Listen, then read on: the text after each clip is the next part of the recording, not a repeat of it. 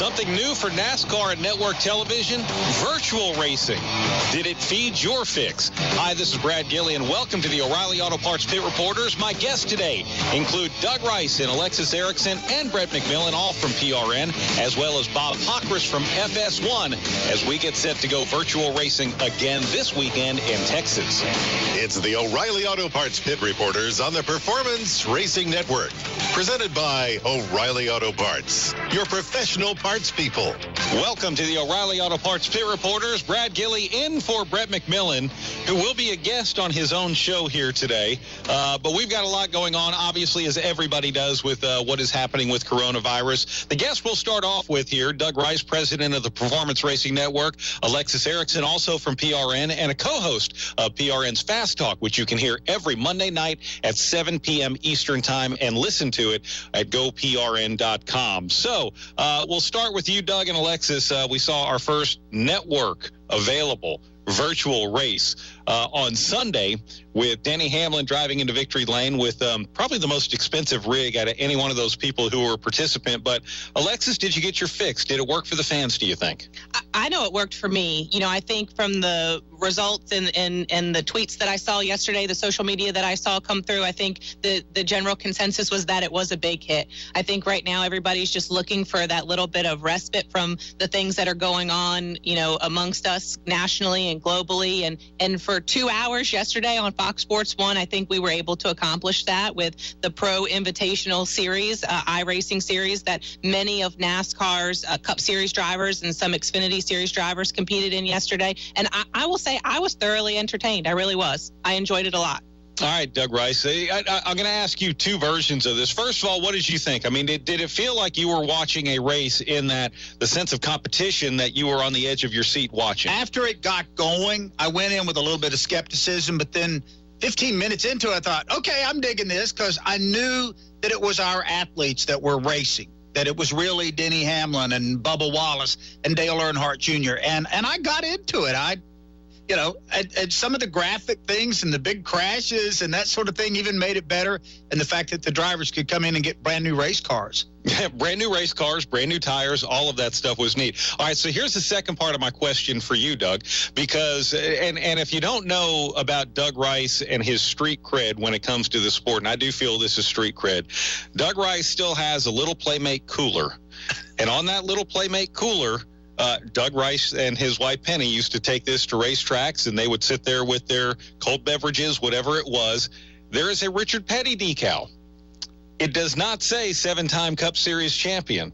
It says 7-time Daytona 500 champion, 6-time Cup Series champion. See, that is cool. So here's the question, all right? And I'm not trying to reinvent iRacing. I thought what they did on Sunday was awesome. But this also creates the possibility. We know Dale Jr. went out there and mapped North Wilkesboro Speedway. Nashville Fairgrounds has been mapped as well. Now, I don't know how long it takes to build these into the racing engine. You know, you can do Rockingham. You can do some of these tracks that still exist. Doug Rice, as a decades-long fan of this sport of NASCAR, how would you feel if, say, Bubba Wallace was iRacing and was doing it in a Plymouth Superbird, and Dale Jr. was iRacing and doing it in an old Wrangler Monte Carlo or something like that? You know, like why do we have to necessarily have a current iRace? Why not throw it back? I think we are going to see more iterations of iRacing very, very quickly, because I feel like there's a lot of people like me that just got introduced to iRacing this past week on a real full scale. Mm-hmm. And people are going to be throwing out ideas like crazy. I also see the potential for a lot of drivers that have recently left the sport to re-engage. I wouldn't be surprised if we see Tony Stewart come back out and say, hey, I'm ready to go. Maybe we can even get an iRacing rig to Carl Edwards' bunker. Wherever he's living, possible. And, I know it. and let him go iRacing. Yeah. I really think that's going to be the next big step. Drivers that are retired going, okay, there's no risk. I'll hop into one and give it a shot. Yeah. I'm picking up what you're putting down, Brad, because, as you're saying that, I'm picturing, and I've had conversations about this with my husband, who's really big into iRacing before, of all the different things, because really the sky is the limit when you're talking about iRacing, because you're in a virtual world. So anything that you can create virtually can happen. Why not have we have a pro invitational series. Why not a champions invitational series where only NASCAR champions are invited, to race, and whatever they want to race, just like you said, it could be anything. We could throw it back to the 90s, the 80s, the 70s, whatever. So I think if we can think it, it can happen. I would agree. And on Tuesday, your husband was part of another replacements race that we got to see, which was pretty neat.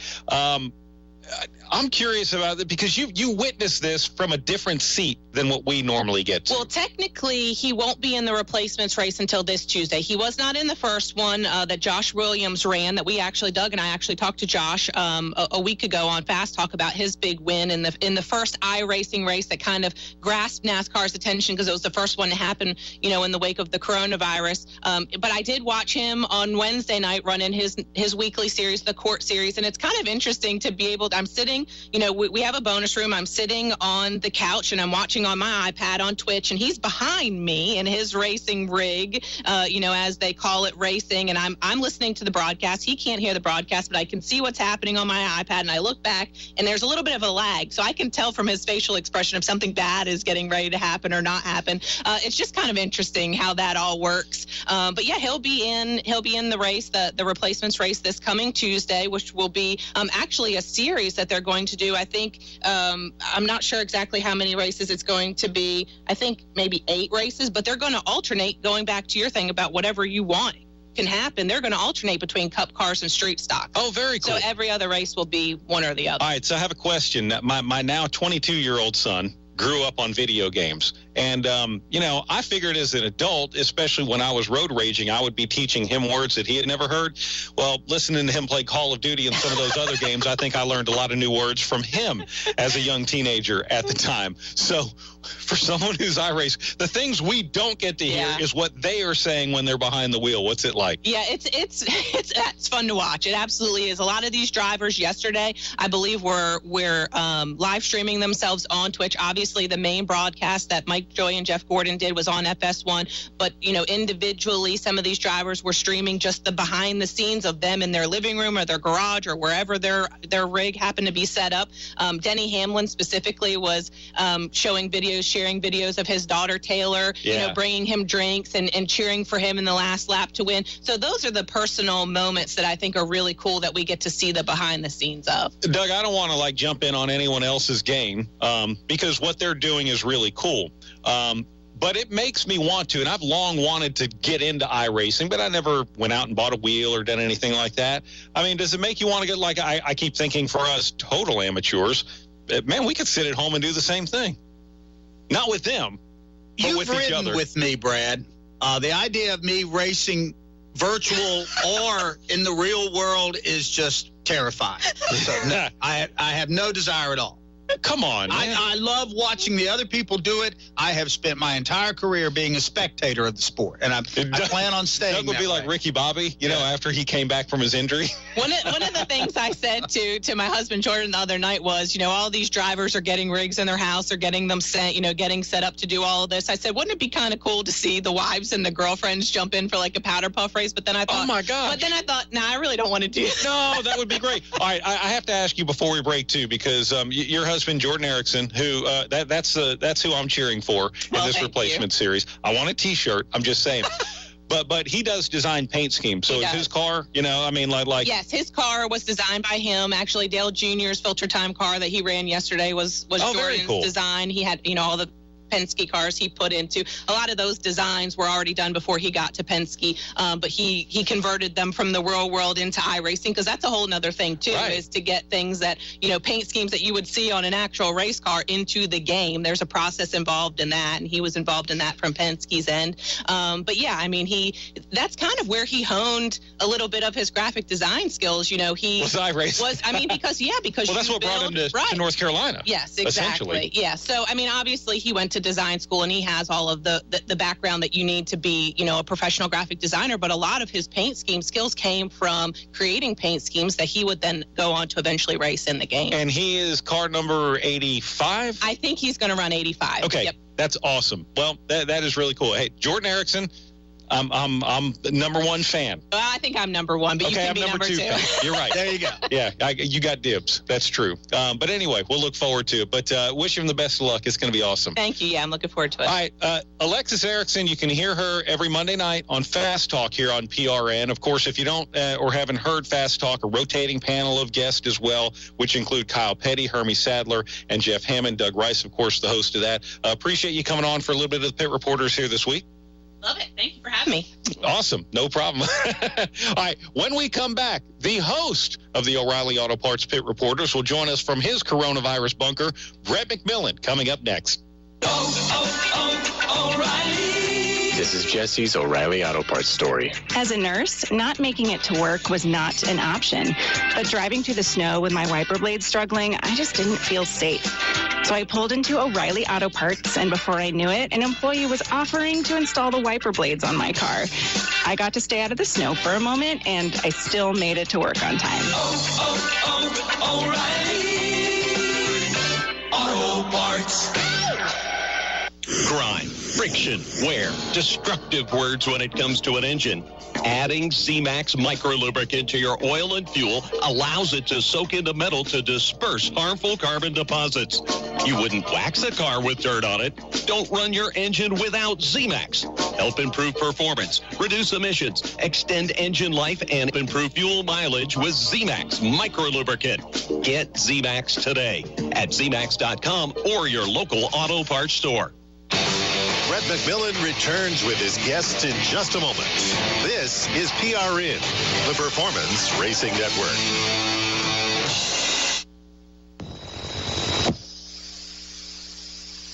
Get your NASCAR fix with PRN's Garage Pass. Now more than ever, the teamwork aspect has really come into play. Like, everyone seems to really be committed to each other. It's really changed the game a lot. You get guys that try to go run around in the back, and then they get taken out before the end anyway. So there's definitely nowhere to hide. For us, as a race team, I'm not good at right around the back. That's not me. I can't do it. Hi, I'm Mark Garrow, tracking the latest racing news every weekday. I pledge. I pledge. I pledge to treat everyone with respect. Respect and dignity. I will not tolerate discrimination or harassment of any kind. I will speak up whenever I know discrimination is happening. And I will stand up. Get up. Rise up. For victims. Take the pledge at risetowin.org.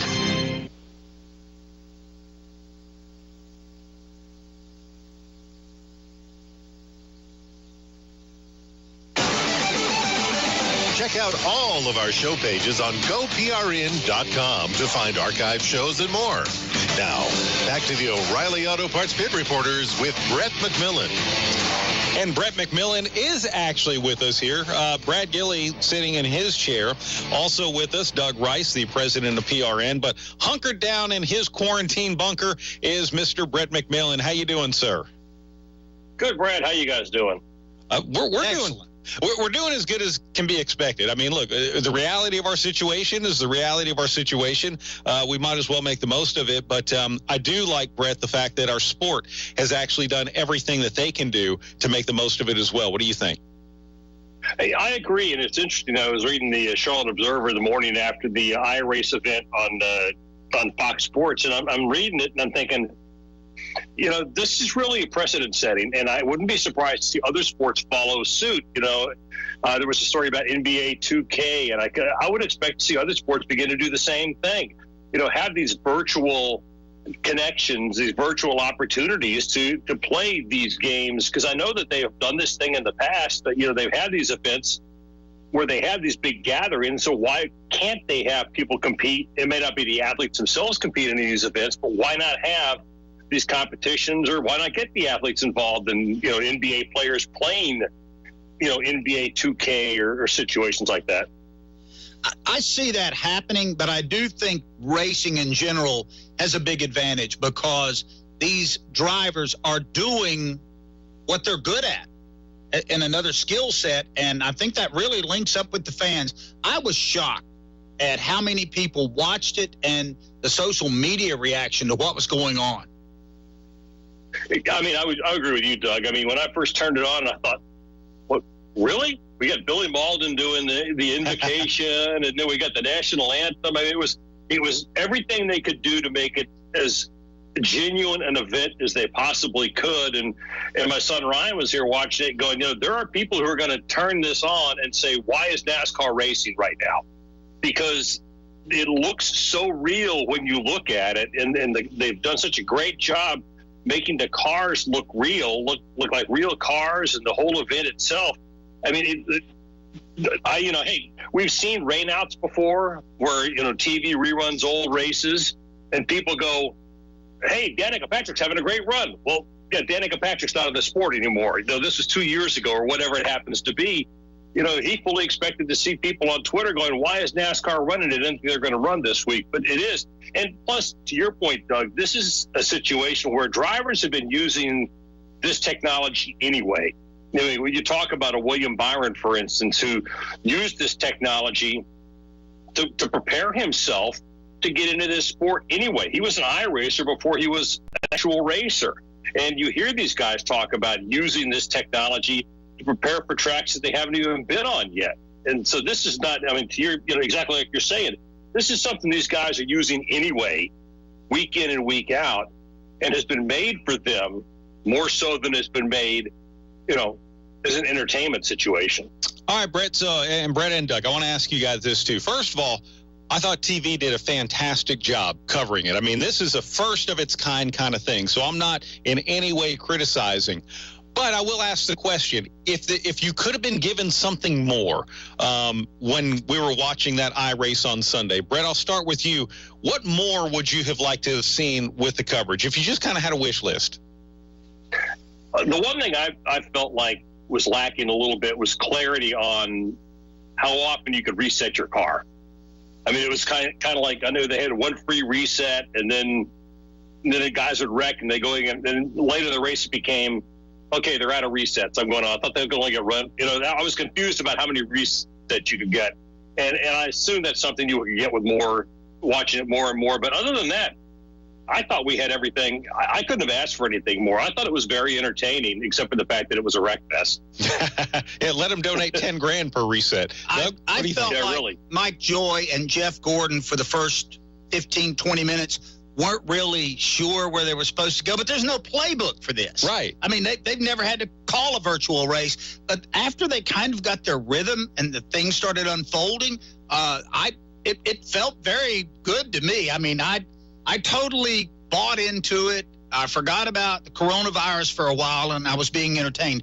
The one thing that I wouldn't mind seeing would be maybe one more analyst, but this would be an analyst that's an expert at iRacing. Great point. That could, from the iRacing side of things, explain what's going on the racetrack. Larry Mack's wonderful. Mike Joy, Jeff Gordon, all are great. But let's get a real geek in there and let them contribute to it. I would love to see, and again, I'm not criticizing. I thought they did a fantastic job with this on Sunday, and I really look forward to seeing the next one coming up this upcoming weekend at Texas and all of that. But if you could somehow say, okay, everyone, this next week we're going to do it. We want you to set up a webcam looking at you, looking over your shoulder or whatever. And if they can be recording some of these streams from other people, maybe they're recording their Twitch feed or something like that. And let's say all of a sudden, Kurt Busch gets in a wreck, or Jimmy Johnson or something like that. Show me a replay of what's going on with Kurt Busch on his rig. Show me a physical replay of Jimmy Johnson and his in-car version of the wreck where you can see them. I think, here's a great advantage to, again, and they did a lot of this on Sunday, interacted with some of the drivers, but there are some things that technology, they got to get right to make it perfect. But, man, I would love to see a replay of a wreck, but with what the driver's doing in their own iRacing rig. What do you think, Doug? I think that would be fun. I have a feeling, though, that Fox Sports 1, like everybody else, was probably running with a skeleton crew. Sure. And that may prohibit using all the bells and whistles they have at their disposal. Yeah. Brett, how about you? You got an opinion on that? No, I think that'd be really cool. And like we said, this thing was, I hate to say thrown together, but I think it was thrown together. I mean, it was, first time out, they were, like Doug said, there's no playbook for this. They were out there, kind of throwing things together. They put it together, and this may be an opportunity to do more stuff down the road. I thought having Clint Boyer as your, in-race analyst was just fantastic because, you could never go wrong with having Clint Boyer and his personality. Because he was, the thing is, you saw they were kind of laughing about it.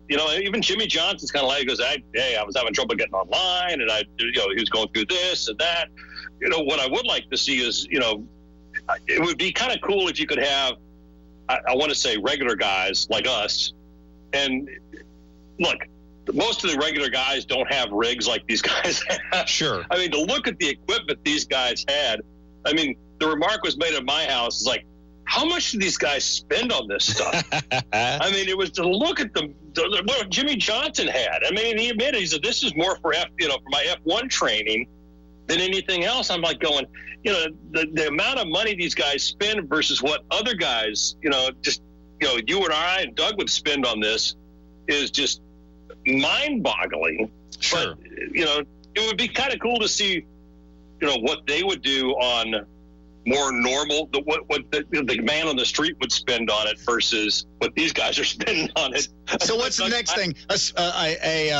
A ceiling for how much you can spend on your iRacing rig? Yeah, all of a sudden, there's a salary cap on it. Hey, look, the fact of the matter is, if you're building a house, you're going to spend the right money to get the best saw, the best drill, the best hammer that you can. If you're a race car driver, some people look at it and say, you know what, I want to get this as lifelike as I can possibly get it, and that's why you see a guy like Denny Hamlin do what Denny Hamlin does. It is a tool that is for his real job. All right, when we come back here on the O'Reilly Auto Parts Pit Reporters, I want to survey the panel on how iRacing could potentially change the way that we watch live racing. We'll explain more when we come back here on the O'Reilly Auto Parts Pit Reporters. Attention, hardworking Americans that pay too much in taxes. How would you like to get an extra $5,000 back from your prior year's tax returns? Family Tax will take your filed tax returns for the last 3 years and analyze them. We are experts at finding hidden credits and deductions other tax companies miss. Even if you've already filed, it's never too late. We guarantee that the IRS will send you back at least $5,000 or our services are free. If you get a paycheck from your job, you make at least $30,000 a year, call right now and learn how you can get an extra $5,000 back from the IRS from your past 3 years of tax returns. Make this guaranteed free call now. 800-470-4453. 800-470-4453. 800-470-4453. That's 800-470-4453. Brett McMillan returns with his guests in just a moment. This is PRN, the Performance Racing Network.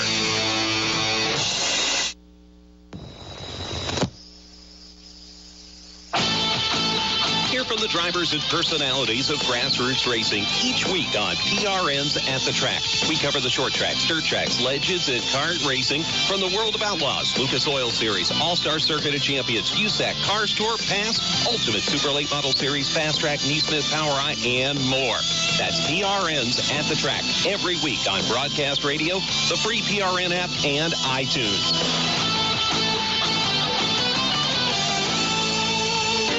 Kathy Martindale and Paul Shad on ZMAX Racing Country Classics. I go back a long time listening to Charlie Pride. I grew up in Sledge, Mississippi, right below Memphis. I started singing in clubs, and Red Savine and Red Foley came there for a show, and they said, "You like to do some songs on the show?" I said, "Yeah," so I did. Tons of country music this weekend on Racing Country Classics. ZMAX Racing Country Classics.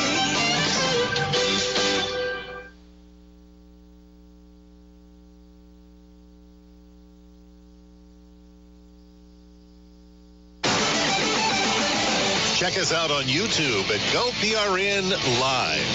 Now, more of the O'Reilly Auto Parts Pit Reporters with Brett McMillan. Well, Welcome back to the O'Reilly Auto Parts Pit Reporters. Brad Gilley again sitting in Brett McMillan's chair. Brett McMillan is joining us here as a guest on the show from his coronavirus bunker. Doug Rice, of course, the president of PRN. Coming up in just a bit, we're going to be chatting with Bob Pockrass from FS1. But, gentlemen, I want to ask you this. So yesterday we saw a race that actually had a 90-minute television window. It went beyond that 90 minutes. We saw a race which was a 100-lap event, 150 miles around Homestead Miami Speedway. We saw a race, as Brett had mentioned, with some cautions and all of that. If we get this for, say, the next 6 or 7 weeks, what could this do for our appetite for racing, maybe when it comes to the length of a race? Brett McMillan, could this be something that, wow, if we've all craved 500-mile races, maybe we realize that, hey, maybe a 2-hour window is actually a good thing when we actually get back on the track? It's an interesting question. I mean, I think a lot of us have all been talking about shorter races anyway with the attention span, but you're still going to have the fan aspect of it. There are still going to be those out there, Brad, that still say, I still want my longer races. I mean, yeah, this is an entertainment faction that says, okay, we know this is a virtual race, and we're still trying to figure out, I didn't understand who threw the cautions. I mean, there was nobody up there going, put it out. I mean, that was the thing. I didn't understand why they threw cautions when they threw cautions. It looked like late in the race when they went over time that the cautions quit coming out. The cars just disappeared off the track. But one thing I was thinking about earlier is if this goes on for a long time, we have a longer period that we're expecting without racing, wouldn't it be interesting to have some kind of tournament? We talked about, no March Madness going on, but to have some kind of tournament going on of some sort, and maybe include, have one side of the bracket with the professional drivers and one side of the bracket with the amateur iRacing folks, where you kind of pare it down, and then you have 8 versus 8, and for a championship of some sort. I think that could be very entertaining and very novel. Doug Rice? I think one thing's going to happen. The next broadcast that's scheduled to be done from Texas, Fox will bring out more to it. Sure. This was very bare bones, and I loved it. I think they will dress it up even more. But when you were talking about shorter races, I feel that that's coming no matter what. Mm-hmm. But 90 minutes or 2 hours, whatever it was this past Sunday, worked for me. I can fit that into my schedule and do other things. I would love to see a day that there is one 500-mile race in NASCAR, and it's the Daytona 500. And everything else is less than that. We don't need those big, gaudy numbers and that mind-numbing noise of 4-hour races. We just don't. Mm-hmm. The national attention span now, I mean, I get upset if it takes more than 20 seconds in my microwave. And this whole thing, 20 seconds to wash your hands, it just blows my mind. That's a long time. Are you singing a song, or do they say if you sing Happy Birthday twice? Really? That works? I suppose. I think if you sing the Beatles' Her Majesty. Is that 20 seconds? That's 20 seconds. Yeah, I wouldn't know on that one, but... Hey, but whatever works for sure. Brett McMillan, also, if this fed the appetite for the NASCAR fan, I don't know how you feel. I want to get out. I mean, I'm already, a little stir crazy inside of the house. You think this is going to feed the appetite to, once we do get back and start filling up these stadiums again with people that, look, I've realized that watching this from home is great, but I got to get out. I want to see it in person. I think once the ceiling, the restrictions are lifted, I think people are going to be ready to get out of the house to do anything. I don't think we're going to need this. I don't think this is necessarily going to motivate people. I just think people are going to be ready to get out of the house and do something, do anything. And I think that's from that standpoint. I think that this whole virus thing may help the sport in general. Just that folks are going to be ready to get out. I agree. What do you think, Doug Rice? Or could this make people even more of a homebody? I think folks are going to try to make the best out of this. I've got about 8 model cars that need to be finished. And when I get done with the show today, the paint kit comes back out, and I'm going to assemble them. But I think people are going to want to get out. I will give folks a lot of credit. During this time, there's been a lot of funny stuff on the internet.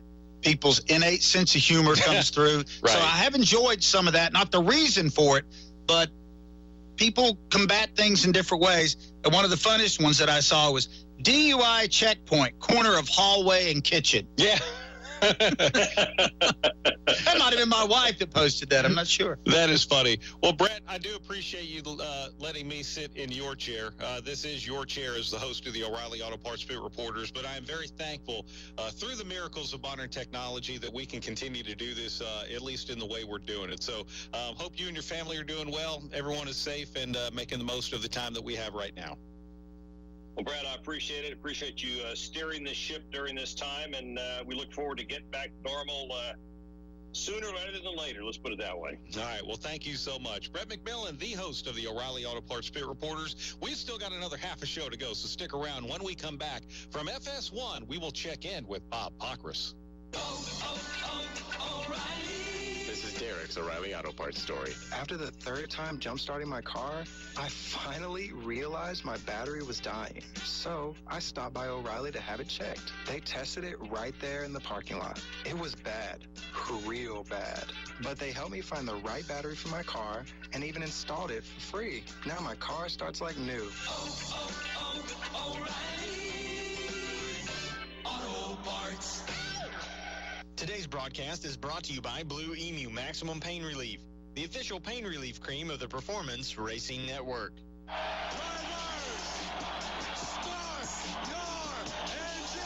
It brings out the best of the best. Green flag, here we go.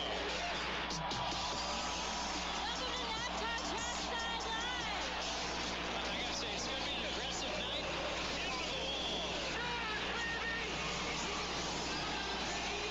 NASCAR All-Star Race. Every ticket is a free race pit pass. Visit CharlotteMotorspeedway.com.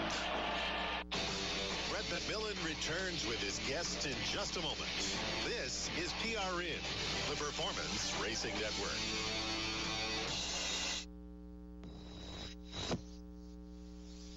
The fans are on their feet, the lights are flashing, and we're ready for green. Side-by-side fight for the race lead. To the bottom of the racetrack, host Brad Keselowski. The crowd is roaring. Chase Elliott is in the lead. 4 wide out of turn number 4, but they're behind Kevin Harvick. Elliott locks up the tires, and he noses into the tire barriers. It is a 3-way battle for the lead. Coming back to the stripe at the white flag. We've got 3 cars spinning off turn 2. Brad Keselowski has caught Kyle Busch right on his back bumper as they head into turn number 3. Hamlin spins, hits the inside wall. Daniel Suarez slides out into the infield grass. Here comes Elliott. He's all over the bumper of Harvick. Now he'll go to the outside. From hero to zero and back to hero. Rack him up in the pool room in Dawsonville. Here comes Chase Elliott. When the Monster Energy NASCAR Cup Series races in Atlanta, Las Vegas, Bristol, Texas, Charlotte, Kentucky, New Hampshire, and Sonoma. You hear it here on PRN, the Performance Racing Network.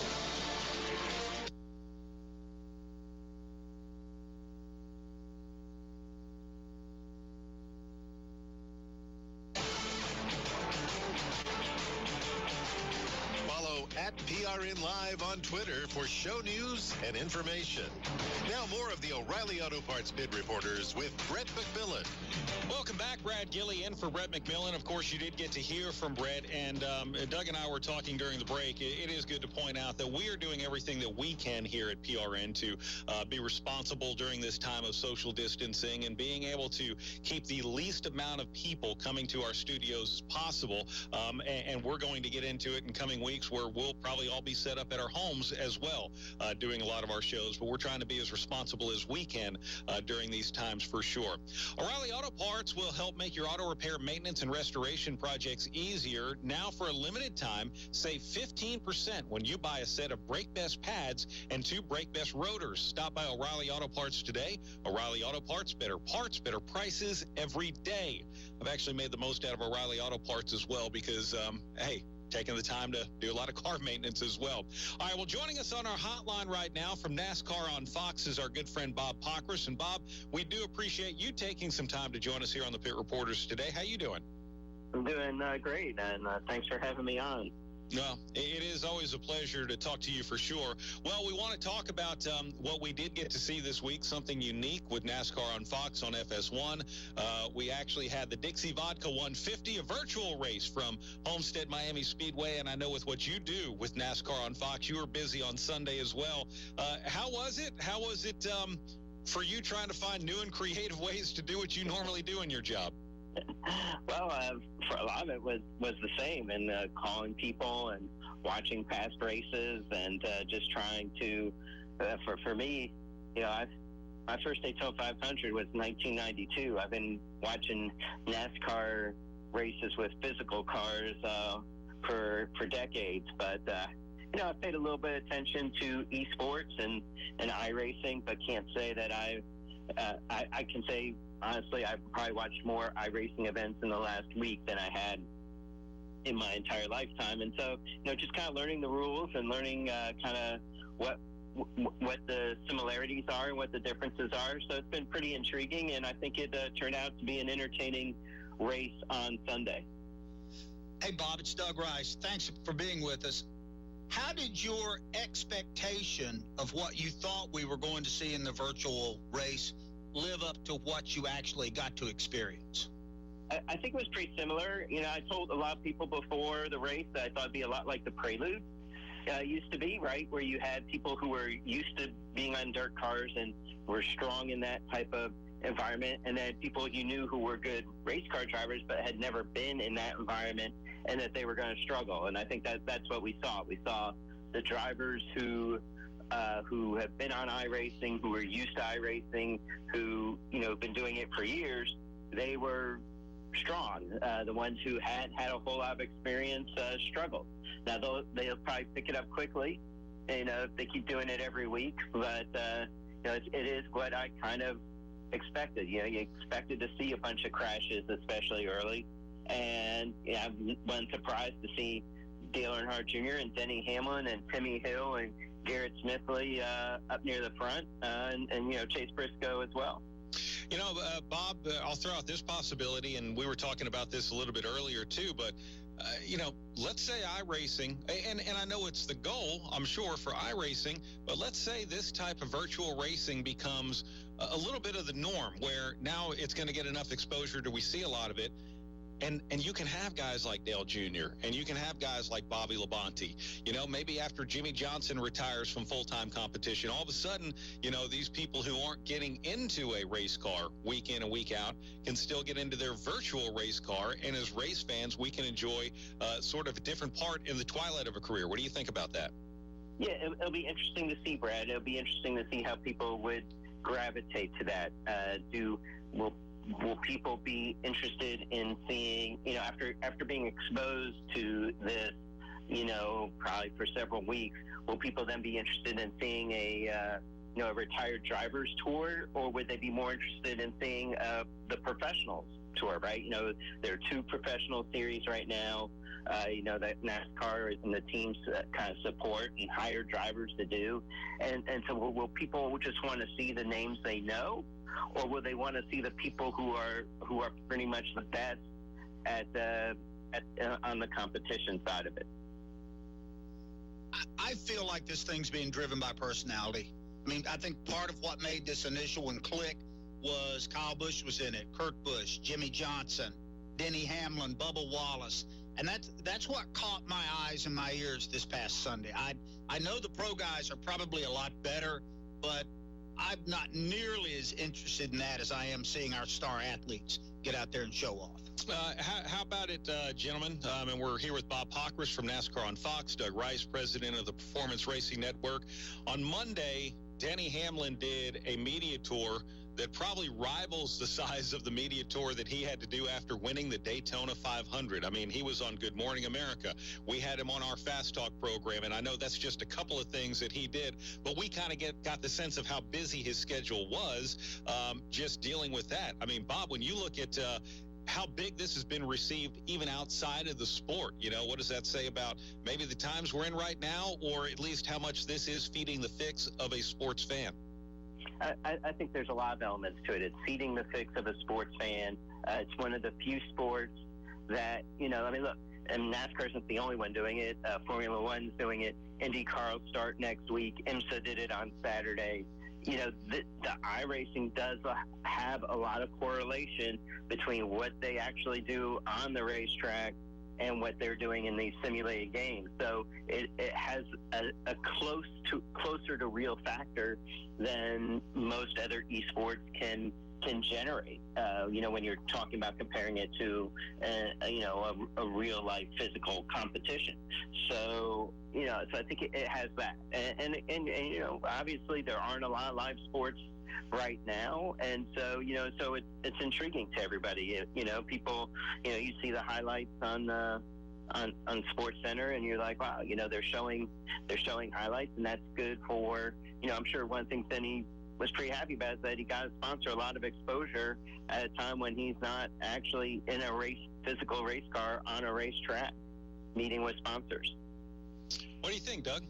I think we'll see more participation coming down the line. I think more drivers are going to want to be a part of this if they can and they feel like they can be somewhat competitive. And I also like the way that it sort of flattened the playing field, that Timmy Hill and Garrett Smithley can get up there and run nose to tail with Denny Hamlin and Joey Logano. I love that part of it. Yeah, I think that's a great point. Hey, Bob, if you don't mind sticking around for one more segment, I want to get kind of beyond iRacing and talk about some of the other things that are happening in our sport, the impact that the coronavirus is having in our sport and all of that. Would that work out for you? Sure. I can hang out with you guys as long as you want. Okay, well, thank you very much. We appreciate that. Brad Gillian for Brett McMillan, guest Bob Pockrass from NASCAR on Fox, and Doug Rice from the Performance Racing Network. We have more of the O'Reilly Auto Parts Pit Reporters right after this. Attention homeowners. Do you have a house that's in need of serious repairs? Do you have tenants that never seem to make their monthly payments? How about code violations, past due taxes, or maintenance costs you just can't afford? Then call my friends right now at Quick Cash Offer. They specialize in buying any home, no matter how ugly the situation. Turn that problem property into cash right now. It's just that simple. One call and you can get rid of that home headache forever. They buy the ugliest houses with instant closings, instant cash, and huge savings. Plus, there are no realtor fees, no listing fees, and no repair costs. Just cash in your hands for that painful property. They're buying a few more houses in your neighborhood this month. So take advantage of this cash offer and call Quick Cash Offer now. 800-435-0833. 800-435-0833. That's 800-435-0833. Brett McMillan returns with his guests in just a moment. This is PRN, the Performance Racing Network.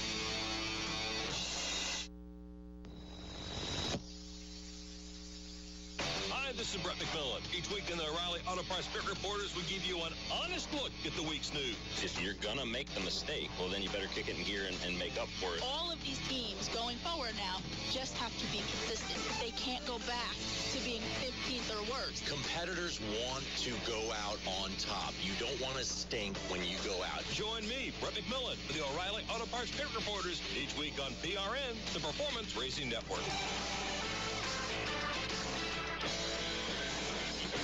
From the Granite State of New Hampshire down through North Carolina and all the way to California, the Speedway Motorsports Incorporated footprint is truly national. This is Bristol. Hey, drivers, light these bad boys up! From 0 to wow. We've got a car in trouble, and these guys will bring out a caution. Fans are on their feet. SMI action is never ending.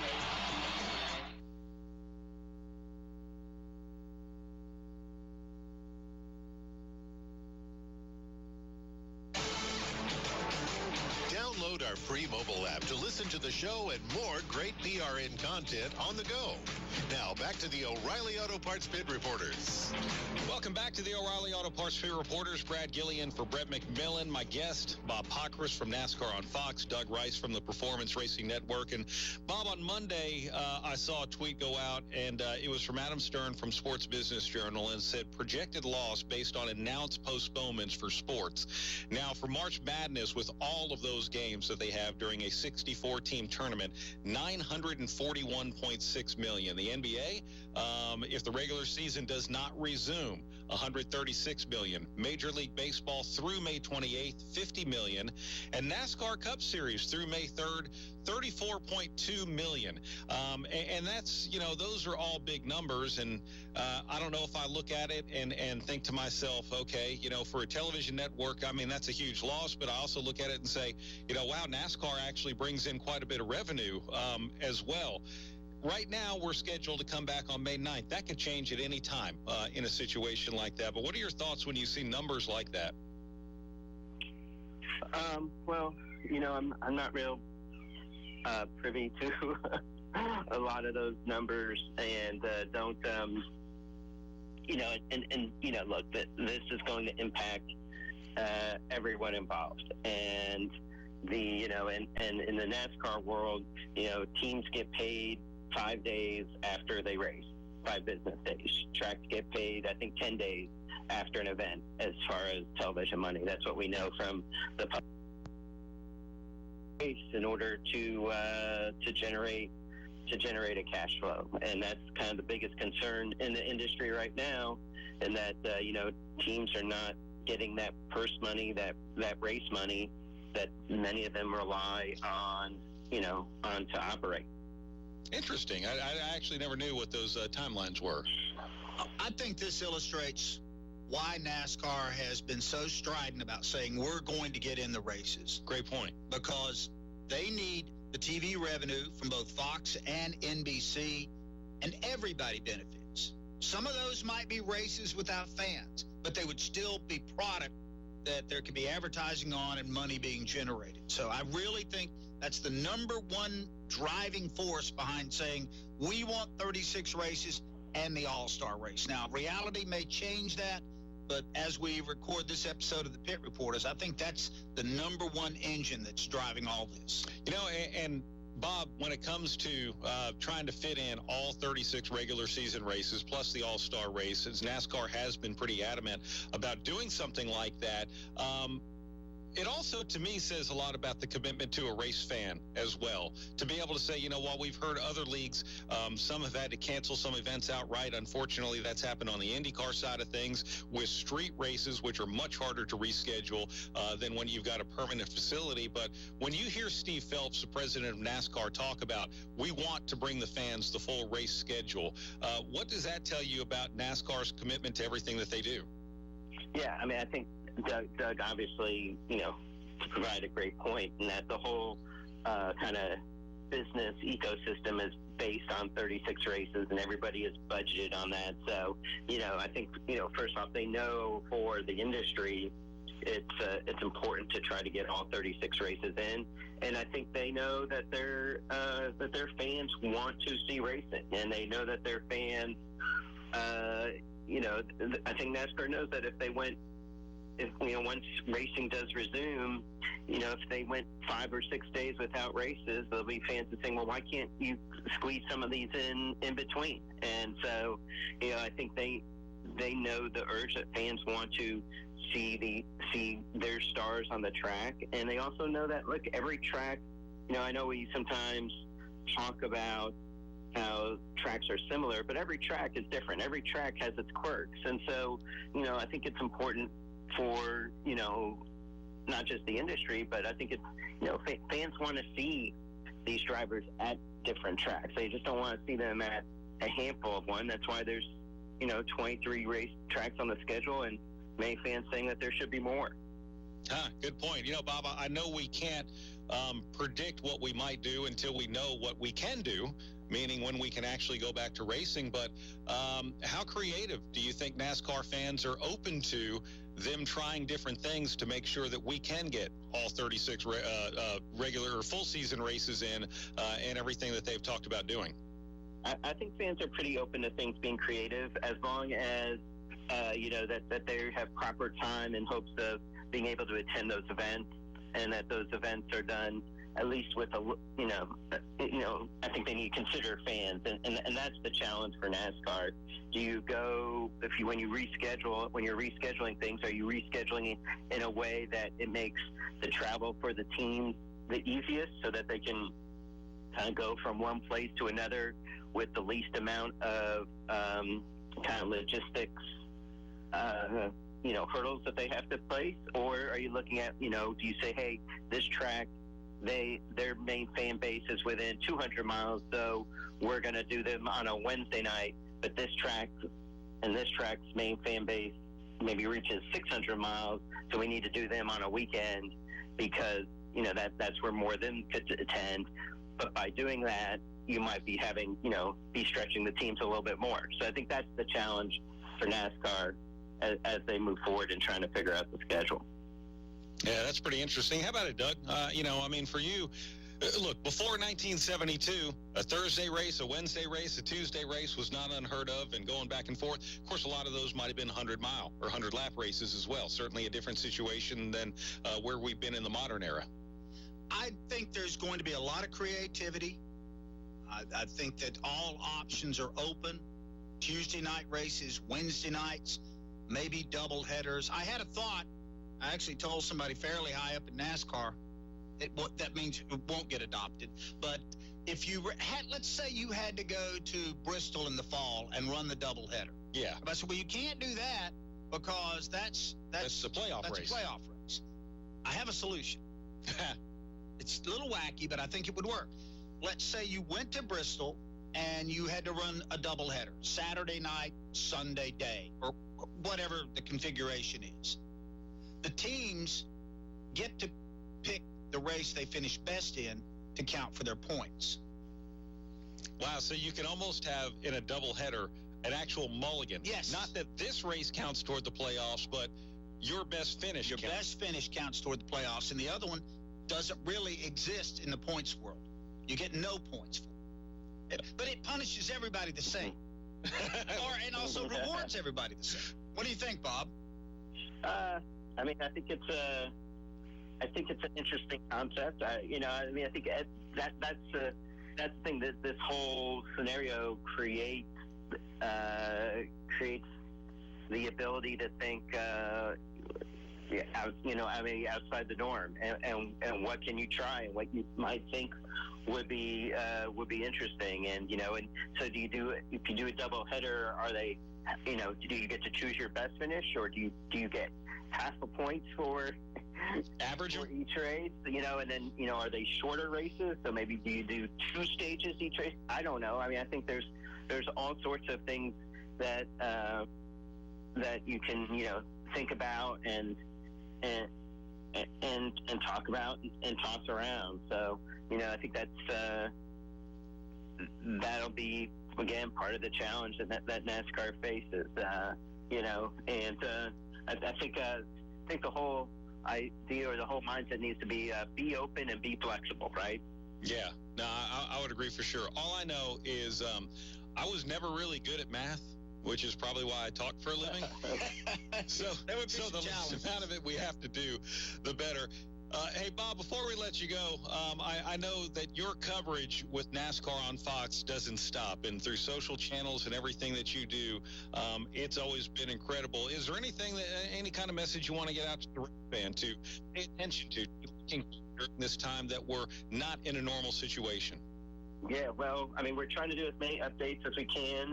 This year I started writing for FoxSports.com, so we've been posting some stories there, trying to, maybe explain some things. A lot of times we're doing, Q&A in the sense of taking what are the most common questions I get and trying to answer them. And, we're going to continue to try doing things on the NASCAR on Fox social channels as well. As we're trying to come up with some ideas of some ways to kind of inform and entertain at the same time. Well, I think that's awesome. Hey, man, it is always great talking to you. Certainly looking forward to the next time we actually, everyone gets to physically be together and we're at a racetrack enjoying the sport that so many people love. Thank you again, Bob. Hey, thank you, guys. Yeah, we appreciate that. Bob Pockrass from NASCAR on Fox. I'm glad he's writing for FoxSports.com. That's awesome. Yeah, that is very cool. So it's nice that they're bringing all that coverage as well. Well, when we come back here on the O'Reilly Auto Parts Pit Reporters, does this downtime allow some business of NASCAR to get done? We talked in the beginning of the season about a lot of free agents out there. How does this affect that? We'll talk about it when we come back here on the O'Reilly Auto Parts Pit Reporters. This is Jesse's O'Reilly Auto Parts story. As a nurse, not making it to work was not an option. But driving through the snow with my wiper blades struggling, I just didn't feel safe. So I pulled into O'Reilly Auto Parts, and before I knew it, an employee was offering to install the wiper blades on my car. I got to stay out of the snow for a moment, and I still made it to work on time. O'Reilly Auto Parts. You wash the outside, clean the inside, and make sure maintenance is up to date. Pamper your car's engine and fuel system by adding Z-Max Micro Lubricant. Using the fluids as a carrier to reach internal parts, Z-Max literally soaks into metal, dispersing harmful carbon buildup. This helps improve performance, extend engine life, and reduce emissions. Get Z-Max today at zmax.com or your local auto parts store. Brett McMillan returns with his guests in just a moment. This is PRN, the Performance Racing Network.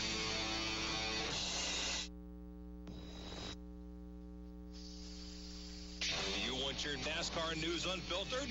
Check out the O'Reilly Auto Parts Pit Reporters. You have to be winning consistently. You have to be continuing to show why people hype you as this next great driver. Some people want to hang back to try and avoid the melee, but then once again, you're sacrificing being up front at the end of those stages to collect the points. I think qualifying is going to be huge, just like it is every week, but maybe more important than ever when it comes to this place. The O'Reilly Auto Parts Pit Reporters, each week on PRN, the Performance Racing Network. Hey, this is Bubba Wallace, driver of the number 43 Victory Junction Chevrolet Camaro. Victory Junction is a year-round camp for children living with serious and chronic medical conditions. Each year, nearly 10,000 children and their families get the chance to play, laugh, and do things they never thought possible at Victory Junction at no cost. You can make a difference in a child's life and feel your heart race. Support Victory Junction by texting BUBBA to 36413 or donating online at victoryjunction.org/donate now.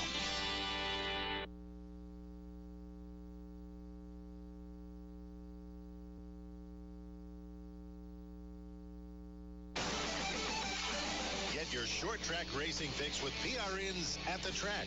Visit GoPRN.com. Now, more of the O'Reilly Auto Parts Pit Reporters. Welcome back. Brad Gilley in for Brett McMillan. I do want to say thank you to Brett McMillan for joining us as a guest for a couple of segments. Also, Alexis Erickson from PRN's Fast Talk, Bob Pockris from FS1, of course, Doug Rice, the president of PRN, hanging out for the full show here today, and Kent Bernhardt, who is working behind the glass, making sure that we get everything done here today in a very responsible way to do our part and maintain social distancing.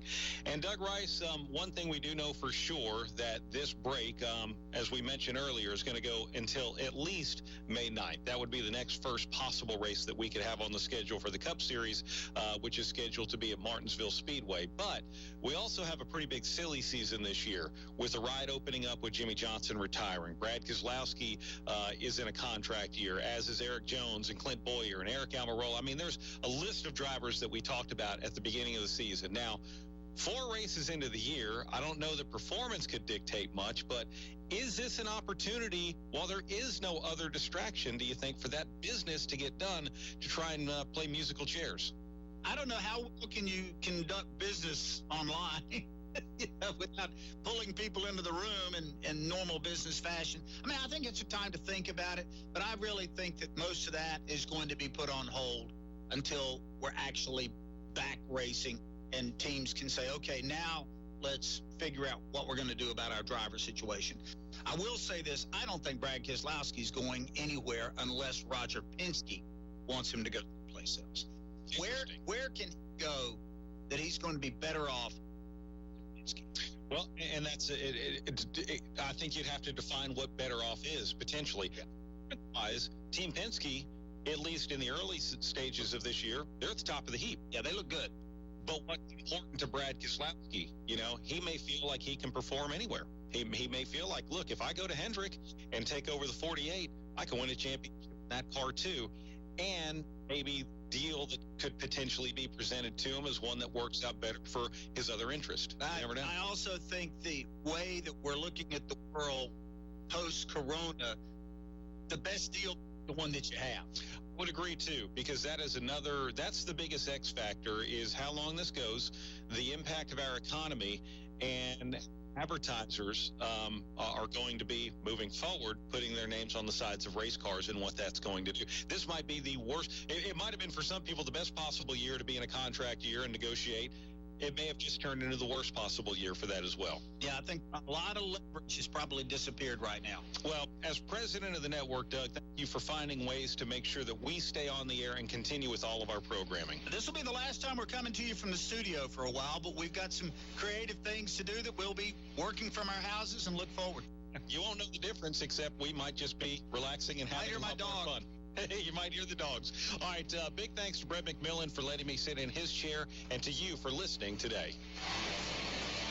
The O'Reilly Auto Parts Pit Reporters was presented by O'Reilly Auto Parts, your professional parts people. This is PRN, the Performance Racing Network.